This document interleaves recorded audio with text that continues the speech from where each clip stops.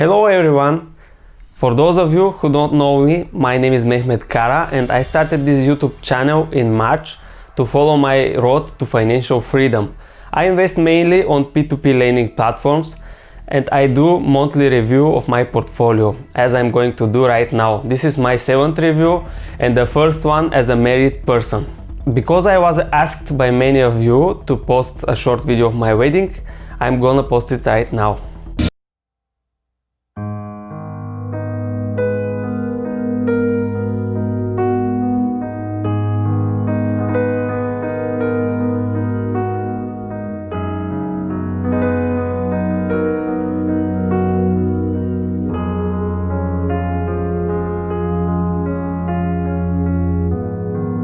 Let's get back to my portfolio update. What did I do to my portfolio in September and how did my investments perform? Have a look.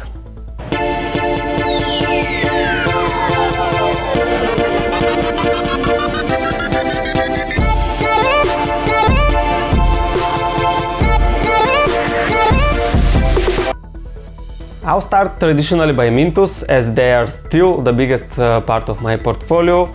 Currently they are 23% of my overall portfolio, with about 883 euro invested there. As I mentioned in my last video, if you didn't see it, here is the link. I will do some changes in Mintos because I see a lot of shady stuff there, which is actually nothing new, but the trend still continues and they didn't do something in point of transparency. As I said, I have posted all of my loans issued by the companies on Scanstes ELA 52 and I was able to sell all of the Zenka loans without any discount or any premium. And this was about 100 euro. All of them were sold and are now invested on Peerberry. So this is why my investment on Mintos decreased by about 155 euro. I have still a good return on investment, which is 13%. By the way, all of the calculations are in the spreadsheet below in the description, so that you can check it like it was last month. I have made also some adjustments in the spreadsheet, so that I added a new column for capital growth and capital loss, because this month I had some capital loss, especially in the other assets that I am invested, not in the P2P. When we talk about the capital loss, let's talk about the loan originators which are defaulted on Mintos and have a look at my loan originators. The first place is Capital Service, but when we talk about the sums, the biggest sum is CashWagon. Then I have Monego, still nothing being paid back. Finco, biggest part of it is Finco Ukraine. Finco Armenia has been paid back to me, although I didn't have big investment in Armenia, and now we know the situation in Armenia, and I think it will be even more difficult for those of you who have investments on this part of Finco. When I take a look at the overall sum of funds in recovery, it's about 22% of my initial portfolio, so nothing changed here. But if we take a look at the statistics of Mintos, we can see that for the 5th consecutive month, the loans originated and the funds invested on Mintos are decreasing. I think this is quite reasonable because they didn't manage to recover the confidence of the investors. So right now Mintos is losing very heavily its positions. If I have a look in the investments that I did this month, you can see there are some Ecofinance, ID Finance, Microcap Capital, IDs Finance and Credit Star loans, which I have invested in September, and also some of them are on Delfini Group. But right now I have stopped investing on Mintos and I am withdrawing all of the funds which I can.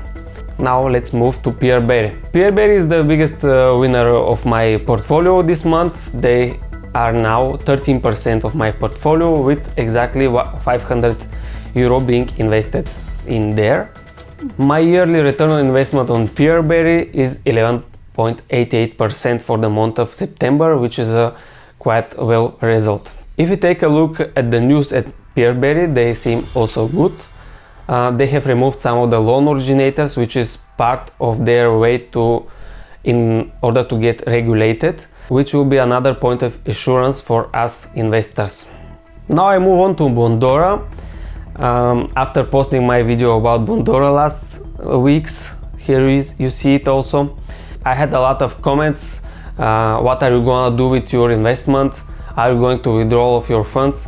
So now is the time to answer to all of these questions. I didn't withdraw all of my funds of Bondora Go and Grow, as I still like their product, but I find it more risky than I found it before, and this is why I have cut it in half.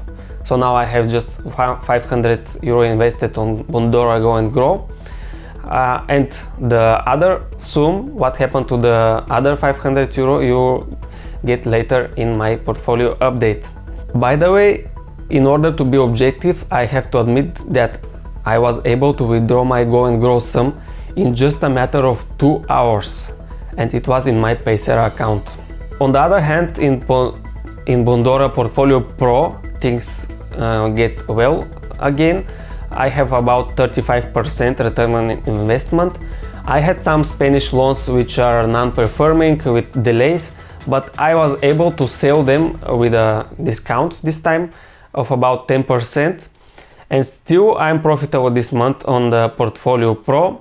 But as you know, I have just 100 euro invested there, and I don't plan to invest anymore. Anyway, I don't find any new loans even to invest, because I have even now about 20 euro being in cash drag, so they are staying uninvested because they are not new loans being issued which match to my criteria. And I plan to make a video this month about my Bondora Portfolio Pro strategy.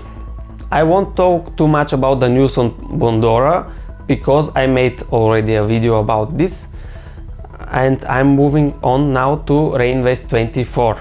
Reinvest is roughly 5% of my portfolio with return on investment 6.9%. Nothing surprising on the office place in Rocca al Mare. They paid the rental income just as usual, but the more interesting was the development project in Moldova, which I am invested since the end of June, and I was expecting last month any payments, but nothing of this happened. I received my interest payment on the 1st of September, so I'm counting it as a passive income for the month of September. What was surprising is the fact that I get paid just for the last days of July, from the 16th till the 31st of July, and I wrote a message to the support in order to ask them why the promise wasn't kept, because before investing I investigated and I asked the support, and it was said that the property will bring interest payment from the 1st of July. So my question was answered quite quickly, and the answer was that unfortunately the property started paying interest income since it was funded for 100%. So my advice, if you would invest in Reinvest24, is to wait that the property is funded for at least 90%, and just after that place your investment, because otherwise your funds are staying and they are not working for you until the property is completely funded. There is a positive news on Reinvest24 that they have lowered their entry fee for investment from 2% to 1%, which is a huge difference. If you have watched my Bondora video, you will know that the difference between 1% and 2% in fees is really huge if we talk long term and compounding. My last P2P investment is on Yuvo. They are about 3% of my investment portfolio. I invest there just on MFG Group loans with a rating of A, B and C, and my return on investment was 8.22%. Quite happy now for this. I increased just a little bit my investment because I had some funds being not invested and I didn't want them to stay. I'm moving on to the US stocks. They are about 11% of my portfolio, all of them being invested on my Revolut app. I have 3 free trades per month without any commissions there. This is why I was using the Revolut app.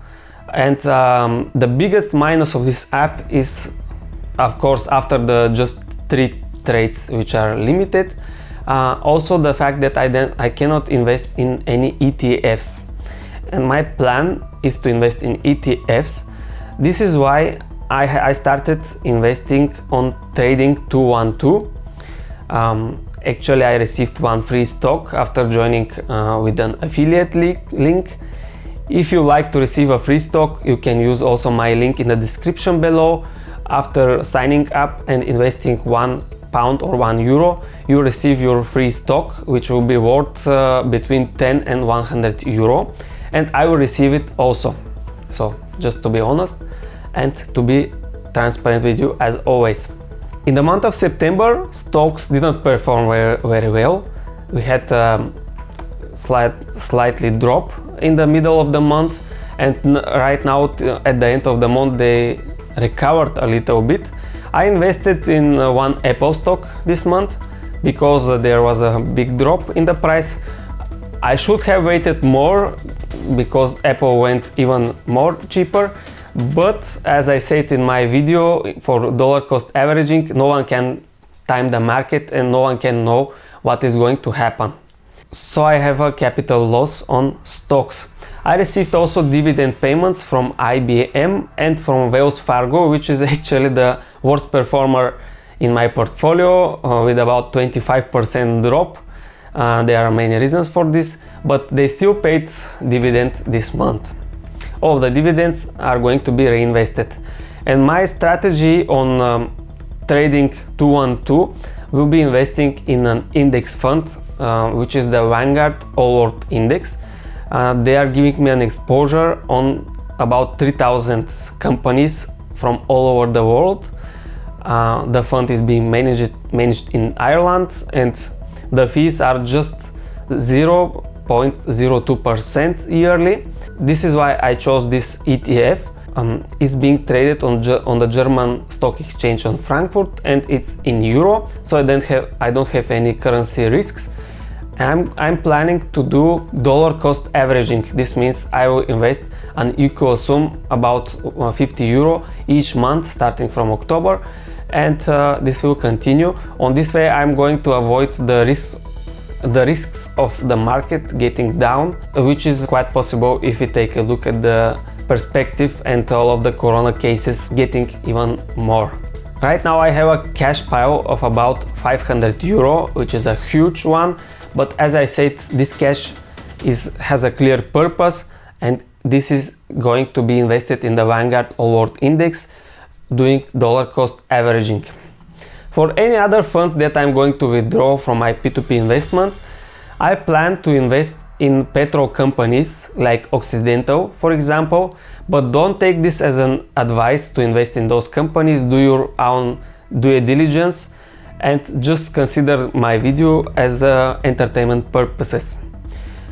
But in my opinion, this is a good investment because right now they are about $9 per share, and I think after the crisis has gone, this will take maybe years to recover, but those stocks are getting to be much more expensive. I expect about 2 or 3 times to raise in their value in the future. So this is a risky investment, but I'm going to take the risk because on P2P we also have the risk, but here the return is unlimited basically. Just a quick look to my cryptocurrencies. Bitcoin is a little bit under its value. On Ethereum I have also capital loss, but I did something. I sold Bitcoin when it was about €350 and I bought it back when it was about €300. On this way I have about €50, which I put in my passive income column, and those funds were reinvested in silver and part of it in Bitcoin. So I bought 1 more ounce of silver. This is my next position. This is the only change in my precious metals pile. So the gold is still 6% and silver is about 1%, with having 2 ounces of silver right now. I have also some capital loss on the precious metals, this month. So if I have to sum up my portfolio, I have 52 euro passive income, minus 35 euro capital loss, and I invested 110 euro for the Apple stock that I purchased this month. Overall, I have a 3% increase. So right now my portfolio is 3,888 euro. So that's all for my portfolio update. Thank you very much for watching, and see you again with my next monthly P2P update.